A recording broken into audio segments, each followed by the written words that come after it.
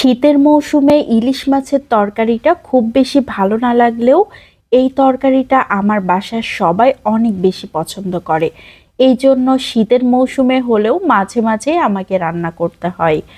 প্রথমেই আমি ইলিশ মাছগুলোকে খুব ভালো করে কেটে ধুয়ে লবণ হলুদ মাখিয়ে রেখে দিয়েছিলাম। সেগুলোকেই সয়াবিন তেলে খুব ভালো করে ভেজে নিচ্ছি।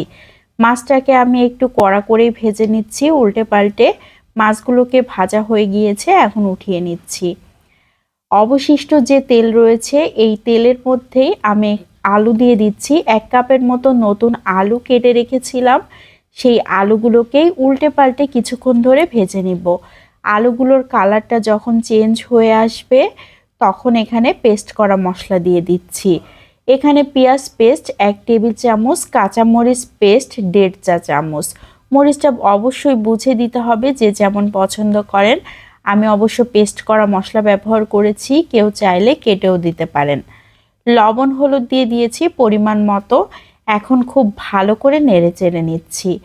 এখানে আধা কাপের মতো পানি ব্যবহার করছি। খুব ভালো করে কষিয়ে নিতে হবে মশলাটাকে, আলুগুলোকেও সিদ্ধ করে নিতে হবে। এখন দিয়ে দিচ্ছি সরিষা পেস্ট। এই তরকারিতে সরিষা পেস্টটা অনেক ভালো যায়। সরিষা পেস্টটা দিলে কিন্তু টেস্টটা অনেক ভালো আসে।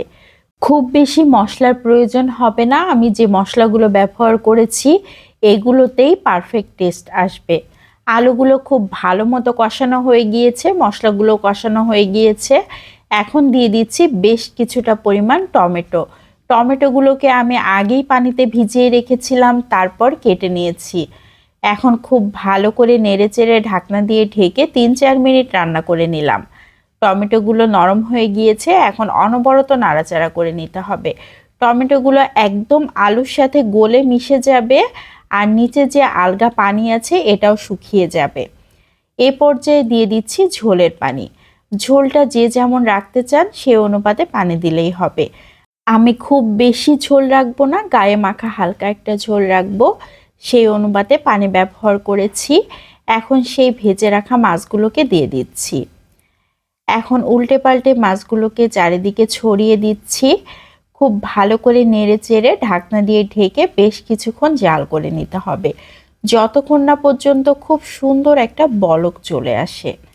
তো আমি 4-5 মিনিটের মতো জাল করে নিয়েছি, খুবই সুন্দর একটা বলক চলে এসেছে। এ পর্যায়ে আবারও নেড়ে চেড়ে দিচ্ছি। তরকারি কিন্তু প্রায় রেডি হয়ে গিয়েছে। এই তরকারিতে একটু ঝোল রাখলেও খেতে ভালো লাগবে। সব শেষে দিয়ে দিচ্ছি জিরা পেস্ট আধা চা চামচ। জিরা পেস্টটা শেষের দিকে দিলে খুবই সুন্দর একটা স্মেল আসে। জিরা পেস্টটা দেবার পর আবারও খুব ভালো করে নেড়েচেড়ে সব কিছু মিশিয়ে নিচ্ছি। এ পর্যায়ে আবারও ঢাকনা দিয়ে ঢেকে 2 মিনিটের জন্য অপেক্ষা করব, তাহলে জিরার সুন্দর সেন্টটা পুরো তরকারিতে মিশে যাবে। ফিরে আসলাম 2 মিনিট পর। তরকারি একদম রেডি হয়ে গিয়েছে। এত সুন্দর একটা সেন্ট আসছিল। আমি এ পর্যায়ে চুলাটাকে বন্ধ করে দিয়েছি। গায়ে মাখা হালকা একটা ঝোল রেখেছি।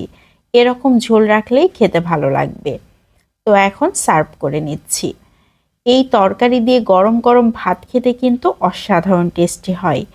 যদিও ঠান্ডার সময় ইলিশ মাছটা রেখে দিলে জমে যায়, তবে খাওয়ার আগে একটু গরম করে নিলে একদম পারফেক্ট টেস্ট। তো রেসিপি কেমন লাগলো সবাই লাইক ও কমেন্টের মাধ্যমে অবশ্যই জানাবেন।